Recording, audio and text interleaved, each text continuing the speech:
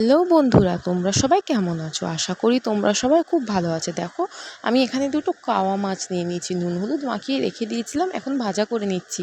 ভাজা করে নেওয়ার পরে বেছে নিলাম, কাঁটাটা নিয়ে সাইড করে দিলাম আর মাছটা আলাদা করে নিলাম।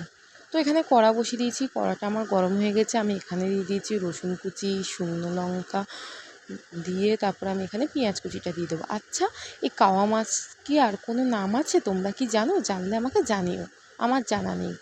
তো দেখো, পেঁয়াজটা আমি ভাজা করছি, ভাজা ভাজা হয়ে আসলে আমি একটু হলুদ আর লঙ্কা গুঁড়ো দিয়ে দেবো, দিয়ে নাড়তে থাকবো।